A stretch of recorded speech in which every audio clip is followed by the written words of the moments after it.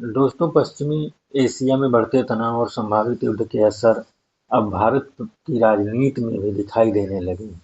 इस मुद्दे पर देश की सत्ता और विपक्ष आमने-सामने आ गए हैं। एक ओर प्रधानमंत्री नरेंद्र मोदी ने संसद में भारत की स्थिति स्पष्ट की, वहीं दूसरी ओर कांग्रेस नेता और लोकसभा में विपक्ष के नेता राहुल गांधी ने सरकार की विदेश नीति पर गंभीर सवाल उठाए। प्रधानमंत्री मोदी ने राज्यसभा में अपने संबोधन में कहा कि भारत पश्चिमी एशिया की स्थिति पर नजर बनाए हुए है और देश के हितों की रक्षा के लिए हर जरूरी कदम उठाया जा रहा है। उन्होंने यह भी संकेत दिया कि भारत शांति और स्थिरता के पक्ष में है और किसी भी तरह के तनाव को कम करने की दिशा में काम करेगा। हालांकि राहुल गांधी ने प्रधानमंत्री के इस बयान पर तीखी प्रतिक्रिया दी।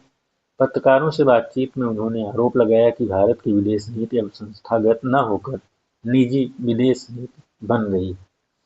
उन्होंने कहा कि अगर प्रधानमंत्री की व्यक्तिगत छवि को नुकसान होता है, तो इसका सीधा असर देश की विदेश नीति पर पड़ता है, जो कि एक गंभीर चिंता का विषय है। राहुल गांधी ने यह भी दावा किया कि प्रधानमंत्री मोदी पर अमेरिका के राष्ट्रपति डोनाल्ड ट्रंप का प्रभाव है। उन्होंने कहा कि ट्रंप को अच्छी तरह पता है कि मोदी क्या कर सकते हैं और क्या नहीं। उनके इस बयान से राजनीतिक माहौल और गर्मा गया है।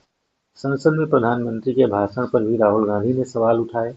उन्होंने इसे बेतुका बताते हुए कहा कि प्रधानमंत्री की बातों में स्पष्टता की कमी थी और ऐसा लग रहा था कि वे स्थिति को सही तरीके से समझा नहीं पा रहे हैं। राहुल गांधी का कहना है कि सरकार की नीतियों के कारण आम जनता को इसका खामियाजा भुगतना पड़ेगा। उन्होंने महंगाई के मुद्दे को भी उठाया और कहा कि पश्चिमी एशिया में तनाव के चलते एलपीजी और पेट्रोल की कीमतें बढ़ रही हैं। राहुल गांधी ने चेतावनी दी कि हालात आगे चलकर कोविड जैसी स्थिति पैदा कर सकते हैं। उन्होंने सरकार को याद दिलाया कि कोविड काल में देश ने भारी नुकसान झेला था और लाखों लोगों को कठिनाइयों का सामना करना पड़ा था। इसके अलावा राहुल गांधी ने 25 मार्च को होने वाली सर्वदलीय बैठक में शामिल न होने की बात कही। उन्होंने बताया कि वे केरल में अपने चुनावी कार्यक्रम के कारण इस बैठक में भाग नहीं ले पाएंगे।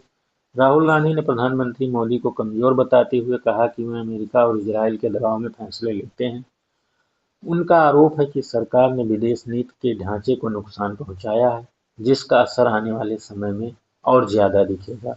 कुल मिलाकर पश्चिम एशिया का संकट अब भारत की घरेलू राजनीति का अहम मुद्दा बन चुका है, जहां सरकार और विपक्ष के बीच तीखी बयानबाजी जारी है। वहीं इस खबर पर आपकी क्या राय है?